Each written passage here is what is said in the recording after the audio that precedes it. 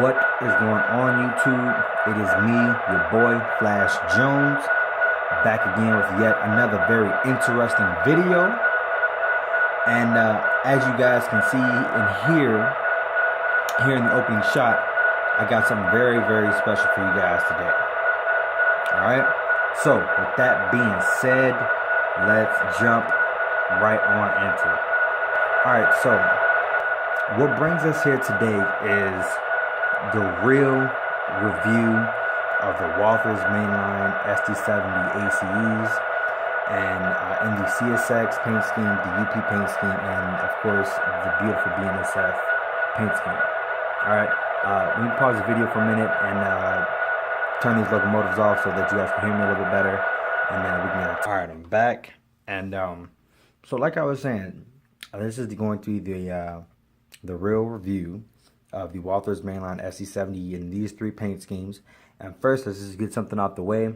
Why do I call this the real review?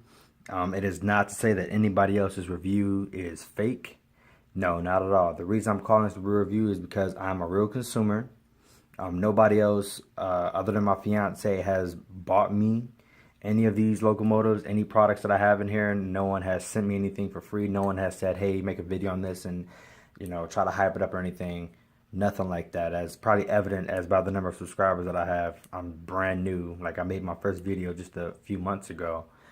So this video is coming from a real consumer who paid real money out of my pockets to tell you guys how I really feel about it. I'll try to not base my opinions or the way that I score these locomotives solely on the way that I feel, but kind of maybe sort of how it should be, so to say.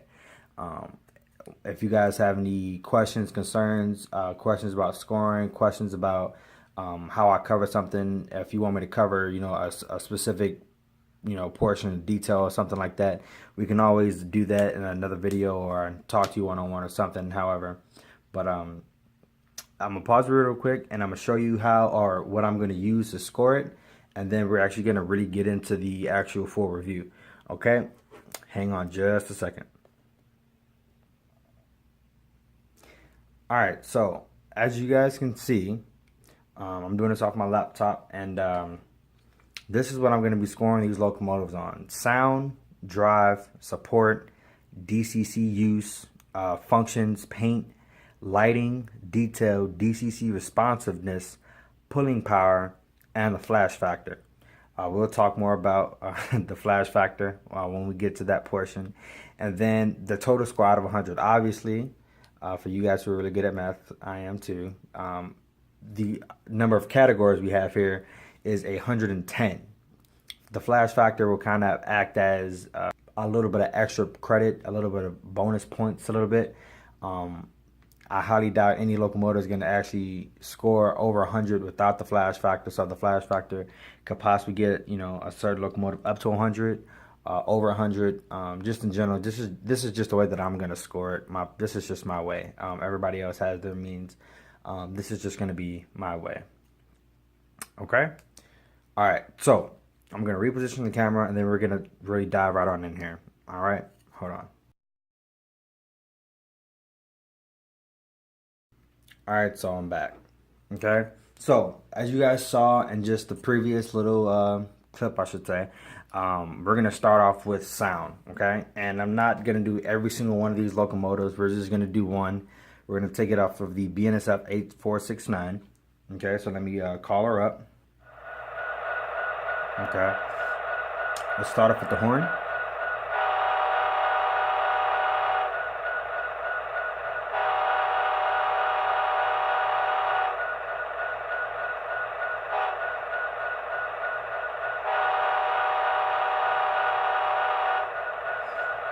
It's a grade crossing. Here's the bell.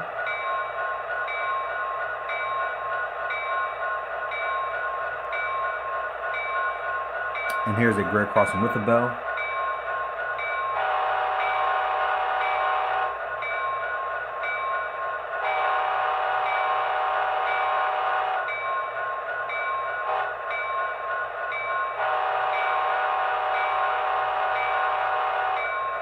Alright, so like I said, I'm just gonna hold her down here, and we're just gonna listen to her as she revs up. We're going out of 28 speed steps, 28 that is, and we're just gonna rev her up probably to about 17, 15, 17, right in there, and then we're just gonna bring her back down. I'll try to tell you the second that right before I increase the speed steps, so that you can really hear the sound of the locomotive. I don't want my voice to outdo the sounds of the locomotive, because it's not that loud. Okay, so speed step 1.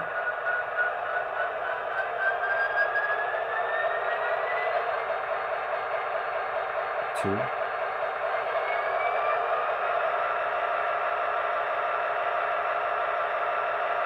3.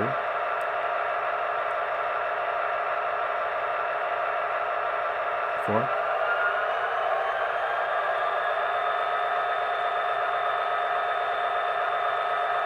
5.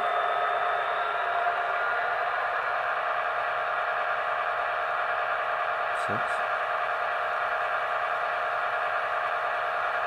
7.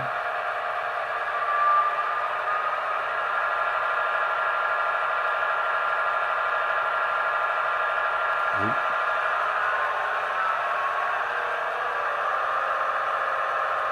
9.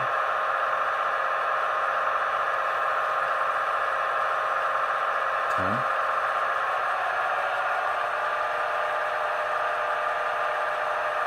12.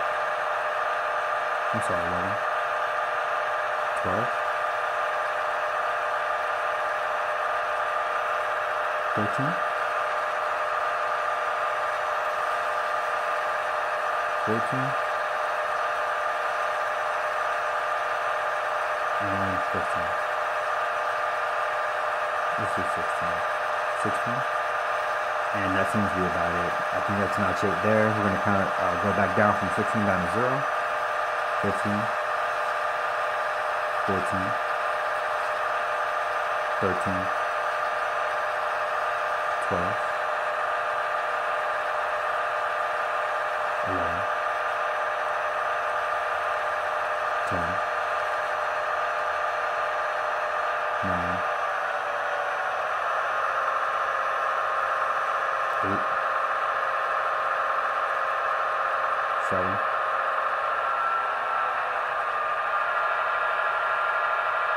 6.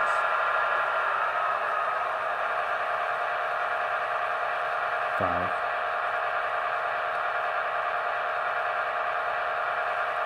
4.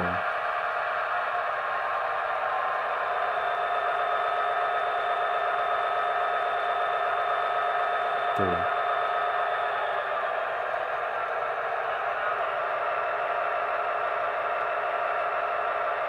2. 1.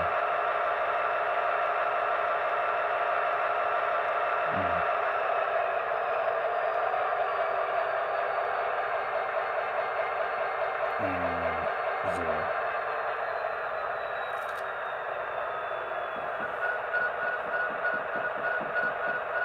So as you guys heard there, I revved her up to right around 16 speed steps out of 28. It sounded like as soon as I got up to 11, I think that was notch 8, at least how it's programmed. Again, this is not a tsunami sound decoder. Alright, and actually this is what comes in the package. As I showed you guys before, Walthers Mainline Soundtracks digital sound. Soundtracks digital decoders installed. Doesn't even say which type of decoder it is. It doesn't specify which one it actually is. All it says is that it's Soundtracks, and Soundtracks is Tsunami. So, sorry about that. Soundtracks is Tsunami, so it's a Soundtracks decoder. At least that's, you know what quality decoder you're getting. You're not getting high end. You probably are getting somewhere around the economy. But that's neither here nor there. So judging this locomotive, or all of them, so to say, off of the bell, I'll let you hear that one last time. Horn, short horn,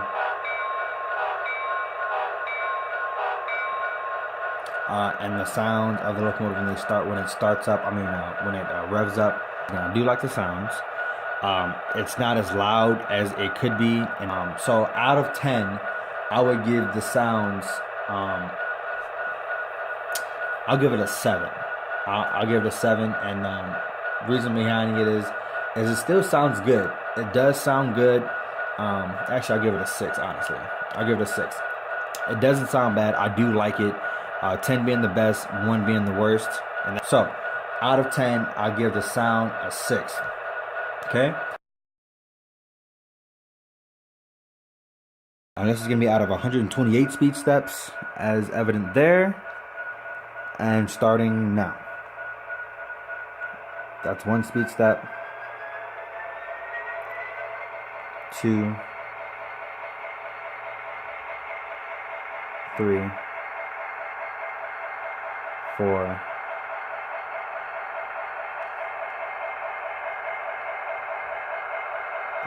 5. And then backwards. In reverse. 1 speed step. You guys see how smooth that is?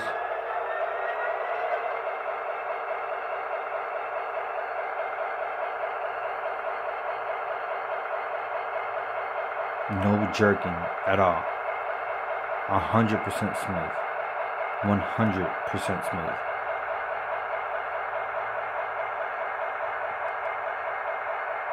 And that's still 1 speed step. 2. 3.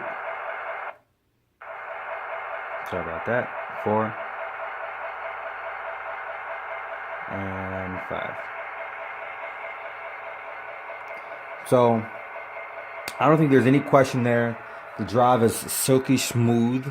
As you guys just saw, there are no budging. There are no hiccups at it at all. The only time that it stopped was right here,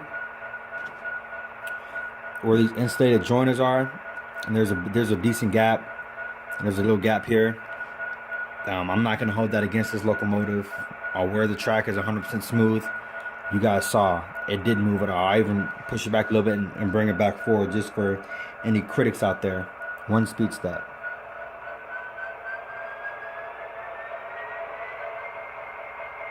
Silky smooth. Silky smooth. The way that I kind of look at it when I'm looking at it from someone else's video is look at the ties, how it passes up the ties. You'll be able to see it jerking a lot better if you look toward the ties in the area. Maybe I need to clean my track. That could be another thing. But that's a good area to tell that you can look to see if there are any jerking or stuttering with any locomotive. That's right. Looking down here at the ties, you can see it much better now. And that's, once again, that's 1 speed step. Okay. So, drive, that's going to get a 10 out of 10. I have no issues with the drive.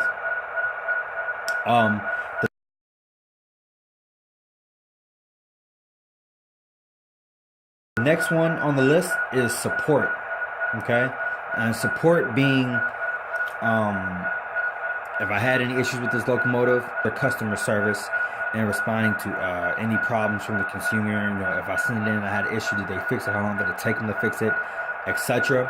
And this exact locomotive, and I'll tell you exactly what they told me when they sent it back to me, is that it had some wires that melted and were burning on the decoder.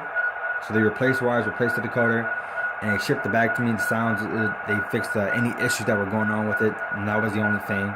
So they fixed that. And I would say the turnaround time was, I want to say, a month and a half. Yeah, about a month and a half. When I first called them and I told them about the issue, they said it would take possibly 3 to 4 months just because they had so many orders that were backed up past Christmas time still. And I was able to get them to bump me up to the front of the line just because I told them I had purchased this locomotive at the end of January. And this issue occurred about 2 weeks later. And so they were pretty curious to try to figure out what was going on with it too. So was I. So it kind of helped us both out because they found something that should not have happened at all. So for the support, I'll give them a 10 out of 10 as well, because for some companies they give you a little bit of attitude and make you wait a little bit longer. Walthers customer support bumped me, or technical support, I should say, bumped me up to the front of the line. Okay, they paid for the return shipping as they're supposed to, and they didn't try to tell me that, oh, it was my fault or anything. They just fixed it because it was covered in the warranty, and they sent it back to me, fixed, brand new, pretty much ready to go. The only reason why I didn't get a brand new locomotive is because these are sold out at Walthers. That's the only reason why I didn't get a brand spanking new locomotive. So like I said, 10 out of 10 on the support.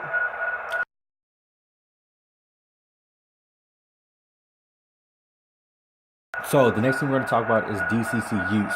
Okay, DCC use is, at least what I'm going to judge it off of, is can I change the bell? Can I change the horn?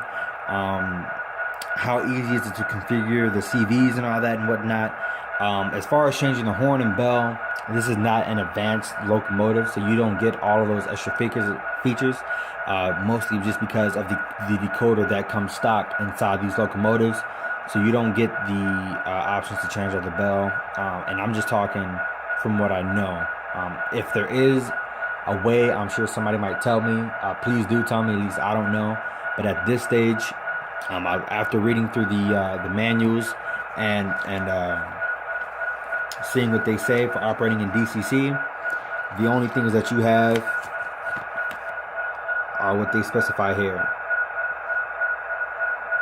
Okay, so as far as I know, DCC use, you don't get that many options and many things to do.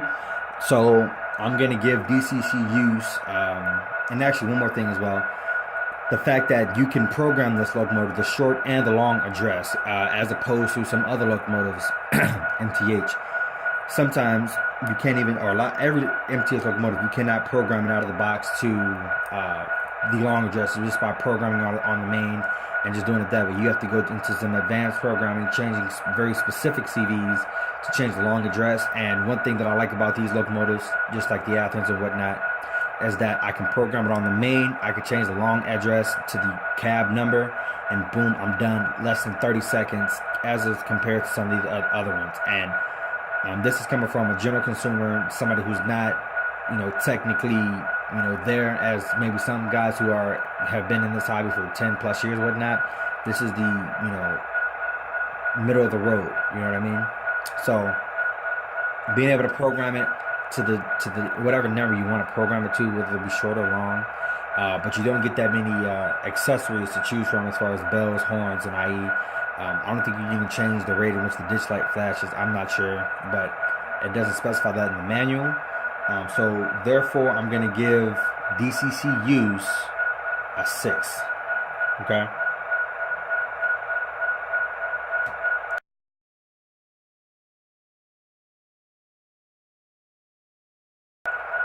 Next, functions. Once again, functions are extremely limited. Those are your functions there. You only get 5 functions, okay? And I don't even think you can count F8 as a function. I really don't even think you can do that, just because it turns the sound of the locomotive off. But because it's on there, it says it's a function, the sound decoder function assignments, we're going to call it a function. So you only have 5 functions. So yes, this is just a, sound, general quality, for the beginner, so to say, locomotive person. I'm going to give this locomotive a 5 on functions, okay?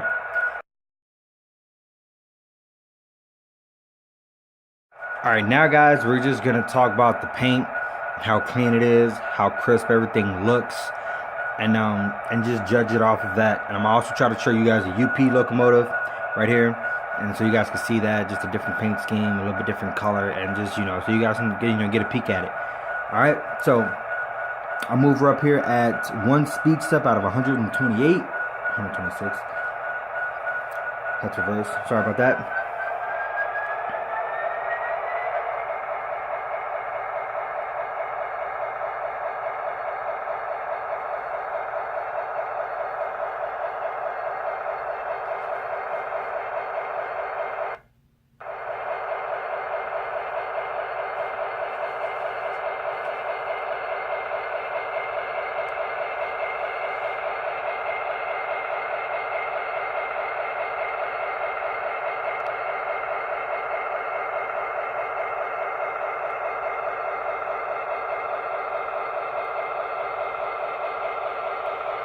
And then reverse.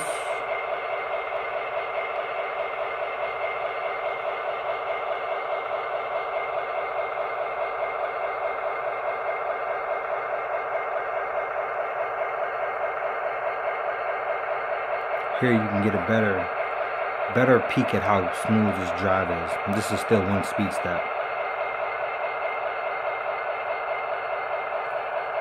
And just to prove it, one speed step out of 128.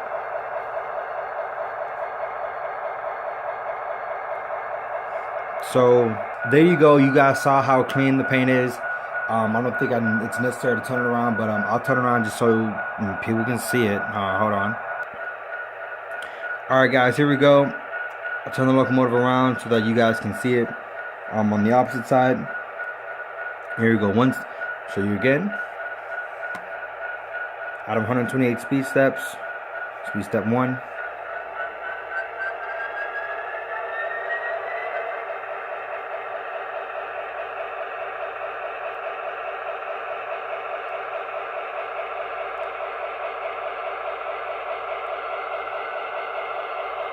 The paint is so clean, you can see my greasy fingerprints all over the locomotive. That's how clean it is.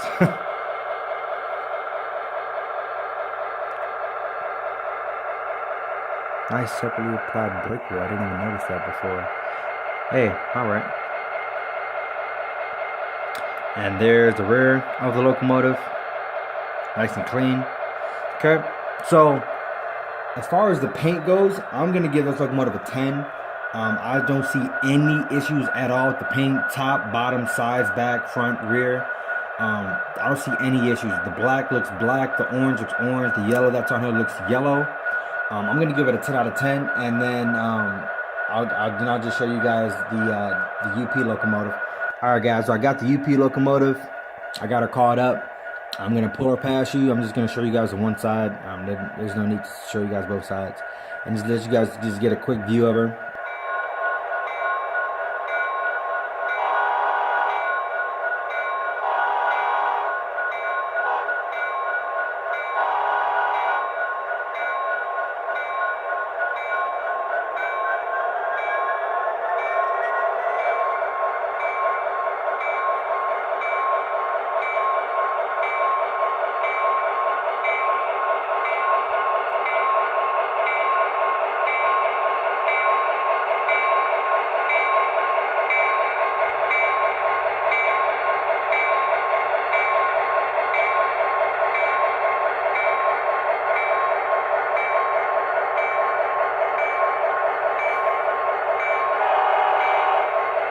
And then in reverse.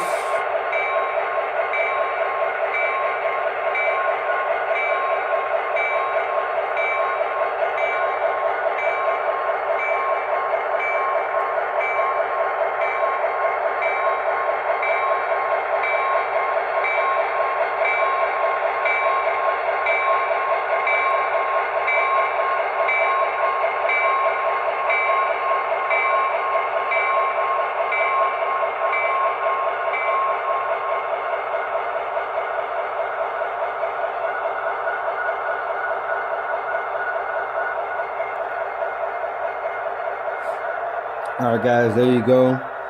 Just want to show you guys real quick UP scheme locomotive. And just show you guys some of our paint. And hopefully you guys liked it. Alright.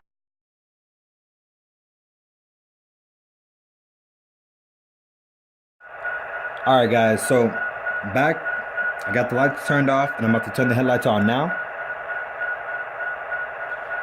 As you see how bright they are there, I'll rearrange the camera real quick on, and I won't even pause this just so you guys can continue to see how bright this camera is, or how bright these headlights are, or the rear headlights are on this locomotive. In actuality, in life, the headlights and rear lights and even the ditch lights on locomotives are so bright that you cannot look into them. You will give yourself one of the worst headaches ever trying to look into these lights on these locomotives.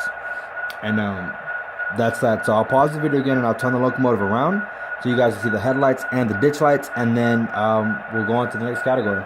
Alright, stand by. Alright, so I got the locomotive turned around. And I'm going to go ahead and turn on the headlights now. Focus in on her. There we go. So I got our headlights on, and then we're going to turn on the ditch lights. So the ditch lights aren't that bright, but the headlight is. And let me turn off the headlight, and I'll just show you the ditch lights by themselves. You know, that's kind of the typical, you know, headlights. They're not all that great, or ditch lights. And that's just how pretty much every manufacturer is when it comes to ditch lights. But on a lot of locomotives, the headlights are just as dim. They're just regular headlights that aren't even that bright. But here again with the headlights, you guys see how bright that is.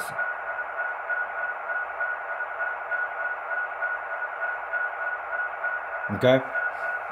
And see how bright that is? I'll do that again. And I'll actually stop her right around in here. I'll stop her right here, and then I'll put her in reverse. And you see how light it is, how bright it gets back here? It goes from dark to bright, just like that. You actually can see some of the detail inside the diesel house in there. And then I'll bring her past to my 1-speed step.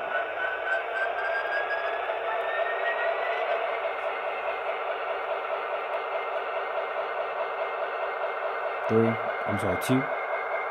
3, 4. And that'll do there. So as you guys can see there, as far as lighting, I'm going to give this locomotive a 10 out of 10.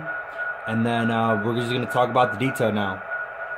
Alright, so just talking detail as in grab irons. You can clearly see right here that there are no grab irons up the front of this locomotive, none on the nose, and none on the side of the nose, as there is one here. Okay, you can see the grab irons going up the front of the locomotive right up here. You see the grab irons coming up the front of the locomotive here. Okay, there are grab irons on the opposite side of the locomotive here. All right, there are none anywhere on this locomotive, as you can see. Okay, luckily they do have the door protruding out a little bit, so it's not completely flush with the body. Okay, this little, I don't know if it focuses right in here or not. You do see here that it says SD70ACe, and I'll focus in on that so you can see that it is clear.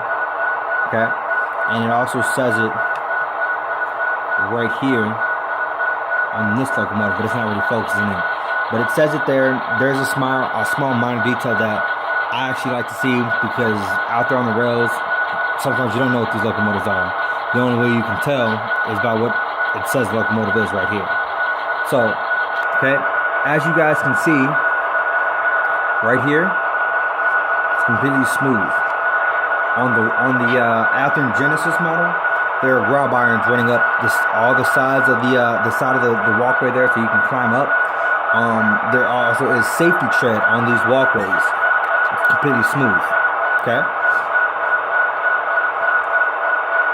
Coming towards the back of the locomotive, in the grill areas here, it's pretty see-through on the high detail locomotives. This grill back here is also see-through on this locomotive. It is a budget locomotive, so you do not get the see-through grills, see-through fans, etc. And on the back of the locomotive,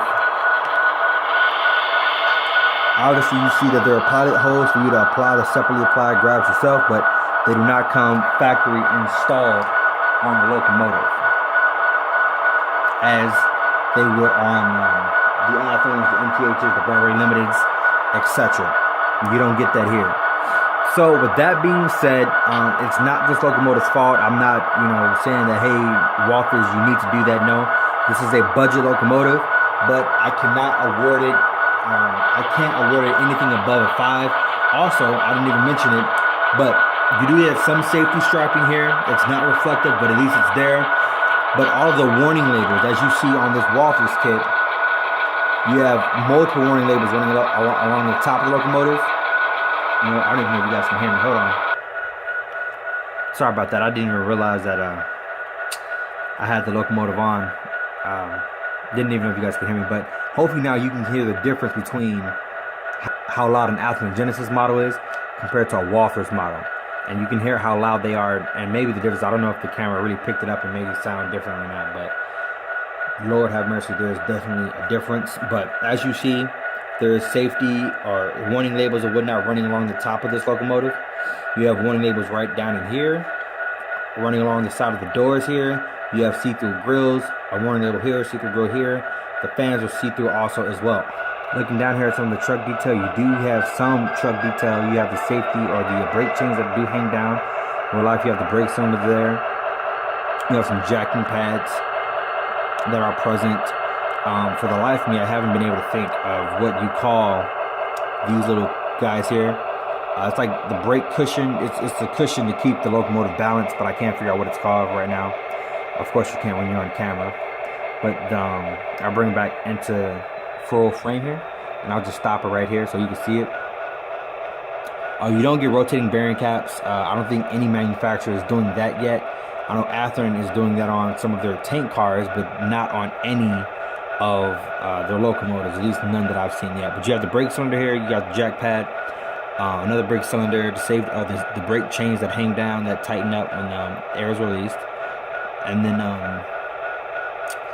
silver tip truck, silver tip bearing caps. You get a little bit of detail down in here. You do get some molded on details. Not all of that. Here again is that SD70ACe tag on the side of the locomotive that I was talking about. You do the windshield wiper shades. Windshield wiper shades. What do you call them? The shades over the top on the cab. They do move up and down a little bit, not too much. But you can have them up or down a little bit. I know on the Athlon kits you can move them a whole lot more, but on here you can only move them a little bit. So on as far as detail goes, you guys, I'm gonna give this locomotive a 5, and I think that's pretty generous considering there's not much on there. But for the amount of detail that they did do for a budget locomotive, I feel like that's pretty good. And then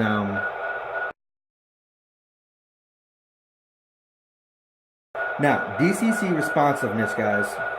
And when we talk about DCC responsive is when I press the horn button, how long does it take for the locomotive to receive that command, execute that command, and then when I release the button for the horn, how long does it take for the command to be sent to disable the horn, so to say? So, I've shown you guys this in my regular reviews and the unboxings and whatnot, but we're going to do it again. So, I got 8469, okay? Obviously the bell works and it stops when you want it to. It does have a little bit of lingering sound that I'm actually okay with that. But the big thing is the horn, okay? Here's the horn.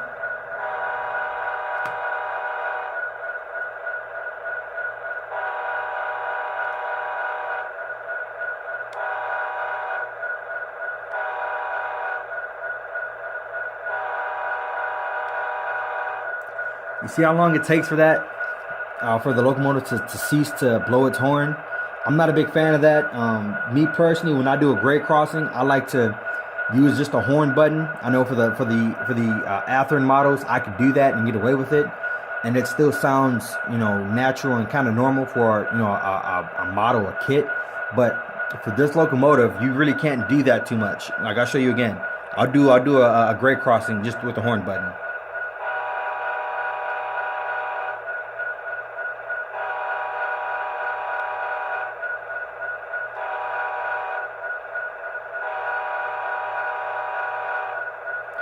So you see how long it takes for that to happen? I mean, I guess you could say that's kind of nitpicky, maybe not, but at least for me, it is not a big deal, but it's big enough of a deal that the DCC responsiveness aspect of this decoder is not 100%. Another thing we could talk about is the one thing that the Athlon models suffer from a little bit is when you go to speed step 1, does the locomotive move at speed step 1? Like as soon as you hit it, and does it actually move at speed step 1?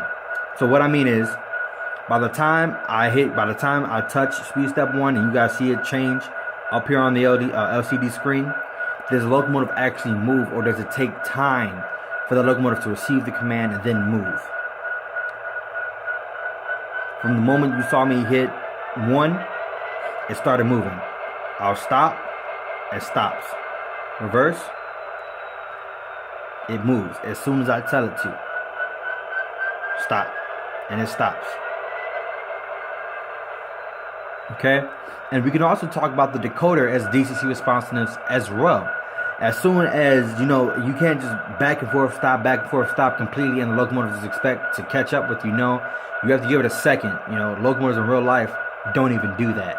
So to expect the model to do it is wrong in all sense, at least in my opinion. We all have our own opinions. This is my opinion. So when I tell this locomotive to move, does the sound kick up with it right away, or does it take time to kick up to it? And I'd say about a second or two there, then it catches up. That's normal. I've been around these locomotives many times to know that as soon as you go into notch 1, the locomotive doesn't start to get all revved up right away. It takes a second for everything to kick into gear. Locomotives are not cars. They're locomotives. They're beasts all on their own. They're in a totally different category. In reverse,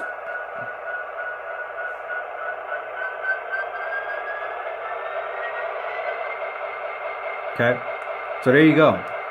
And why is that important to me? Because I have an MTH locomotive that as soon as you hit speed step 1, it takes like 5 to almost 10 seconds for that locomotive's revs to pick up when you go into notch 1, so to say. And I don't like that. This locomotive, all 3 of these, the Athearn suffers from just a little bit more than the Walthers kits. But for being a budget locomotive, I'm proud of the fact that this locomotive moves when I tell it to move. It makes sound a second or two after it starts to move. And that's all that really matters to me as far as the DCC responsiveness aspect. Okay? So for DCC responsiveness, I'm gonna give this locomotive, I'll give it a 10. Just because the Athearn locomotive, which is a $250 locomotive, doesn't even do it as quickly as its $150 locomotive. So I think it's only fair to give this a 10. Okay?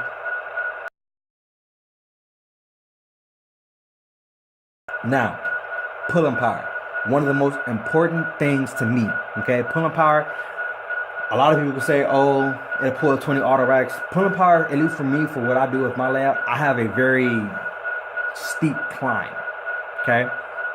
And I'll even add this into the video. So what I'm doing now is I'm trying to show you guys the pulling power between a $150 locomotive compared to a $250 locomotive, okay?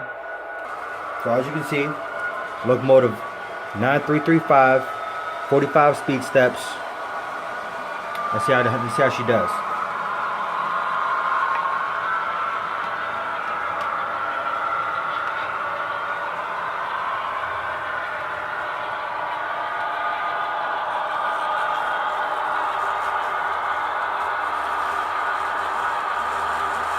And there it is, right there. Okay. Now notice she's only pulling 1, 2, 3, 4, 5 cars. Okay. A Norfolk Southern wood chip gondola and 4 BN coal porters. Okay. When we pause video, we need the same exact number of cars, same consist or same setup, and we're gonna do it with the Walthers kit, which is this one. Stand by. Alright, same consist, different locomotive, same speed. As you saw last time, it was the 9335. This is the BNSF 8469. Max speed, at least for what I'm going to be doing, it's 45 miles an hour. Take a look. There she is. Same 5 cars.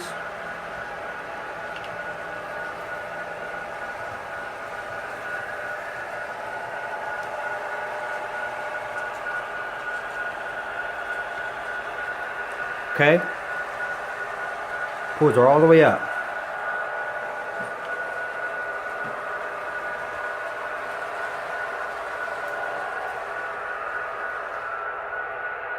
And there you go. I'm going to talk about it.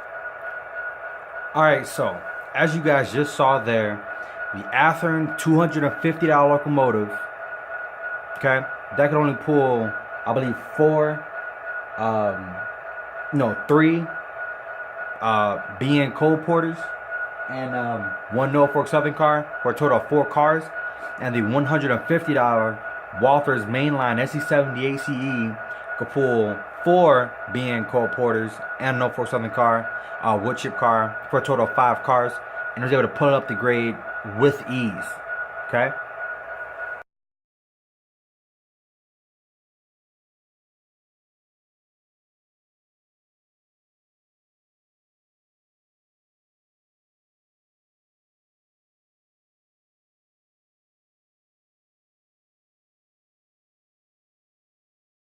So, for my most important part to me, pulling power, we're gonna give it a 10 out of 10. Because if you're paying less for a better motor, a smoother drive, a stronger motor, why would you ever pay $250 for another locomotive that doesn't pull as well? But obviously, we're not gonna get into that because there are other reasons. But that's how I feel about that. Finally, but last but not least, the flash factor. Okay. Now, what is the flash factor? Okay. The flash factor is when you go to a train show, when you go to your local hobby shop, when you go to your local, not hobby shop, but your local train club, okay, and you bring your Walthers Mainline SD70ACe, okay, is everybody going to be looking at you, wanting to run your locomotive because it looks the best, it sounds the best, it pulls the best, whatever. That's what the flash factor is. If you're at the hobby shop, or you're at your train club and you bring your locomotive, does everybody want to run your locomotive, play with your locomotive, listen to it sound, put it in the concept with their locomotive? Or are they like, nah, man, you got a little Bachman locomotive or whatever. They don't want anything to do with your locomotive. Okay, that's what the flash factor is. For these Walthers Mainline SD70ACes, for the MSRP of $200, but after discount you're getting it about $150. Okay. I'm gonna give these for a flash factor as about a 7. I'll give it a 7. Okay, and why is that? Because at the end of the day, I'm gonna give this a flash factor of 7. It is still, and the only reason why I'm giving it a 7 out of 10 is because when you compare this to your Athearn Genesis models, to your MTH models, to your Broadway Limited models, to your Intermountain models, to your Cato models, everybody else has a lot more detail. You still get great pulling power. I know with Broadway Limited, you get great sound, great pulling power, great detail. So flash factor, I can't give it a 10. Honestly, I'm gonna take one off and I'm gonna give it a 6, just because there are a lot of other models that will get more 10s out of 10s than this budget value locomotive. But at the end of the day, this locomotive will be in almost every single contest that I run. I plan on getting a lot more of these, and that's just how I'm gonna run. I'm obviously gonna get a lot of other different models from other manufacturers. Maybe not MTH. We'll talk about that on another day, but Cato, Intermountain, Broadway Limited, definitely Broadway Limited. Maybe Athearn. Me and Athearn got some issues. We could talk about that later as well. But at the end of the day, this is a great locomotive, and all 3 of them, they're great locomotives, and you can't go wrong with them. Okay, you can't. At the end of the day, you can't go wrong with either 3 of these locomotives. All right, so as I was about to say, before the camera cut out on me for whatever reason, at the end of the day, the total score out of 100 is 88. And I'll show you that real quick. Total score out of 100 is 88. Flash factor 6. Pulling power 10. DCC responsiveness is 10. Detail is 5. Lighting is 10. Paint is 10. Functions is 5. DCC use is 6. Support is 10. Drive is definitely 10. And sound is 6. Okay? So out of 100, 88. You can't go wrong with any of these locomotives. They're a great addition to any one of your contests. Great pulling power, pretty good sounds, limited functions. They respond very, very well And at the end of the day, there's not much that I don't like about any of these locomotives. No warning labels, but that's a detail thing. I'm not the kind of guy that's a stickler for detail. I'm more of a stickler for how well does it pull. In the end, how well does it sound? Is this engine reliable? Is it very picky about on sections of the track that are dirty? Is it really gonna affect the locomotive if the track is that dirty? These locomotives, as you saw when we were testing them a little bit ago, it did stop a little because I have dirty track. In the end, when you're running these locomotives, anything over 2 or 3 speed steps out of 126, you're fine. Only when you're just at 1 or 2 speed steps are you really gonna have that issue. But nevertheless, it's a small issue. It's not big for me. And then for some reason, lighting is big for me too. If the lights are horrible or they're just, blue LEDs as some older NTH models are, then that's a turn off for me as far as locomotives go. But the lighting is great, pulls well, sounds pretty good. Got a decent amount of detail that is okay for me. Obviously, these locomotives may not be at the head of every consist of yours, but it's a great addition to add for pulling power, detail, realism, whatnot. Okay, so that's how I feel about it. 88 out of 100, and I catch you guys in the next one. Hope you guys enjoyed this. I know it was long, but like I told you guys before, on your channel, do what you want to do. I don't think that when we do a video as important as $150 or $250, should they be 10 minutes long. But that's just how I do my videos. Rate, comment, subscribe. Let me know what you guys think. If this guys helped you in your purchases or not, and just some overall feedback. This is I'm still brand new into making railroad videos. I'm not new into the hobby, but I'm new as far as making videos and actually letting people see what I do. So just let me know what you guys think and how you feel about it. Criticism, how you feel, whatever. Just let me know. Until then, until I see you guys next time in the next video. Have fun, run trains, be safe. Okay, I'm gonna say that one more time. Be safe. Okay. Have fun, be safe. Once again, and just live a life and just don't have any regrets. But follow me on Instagram at thetrainguy28, TheTrainGuy28, and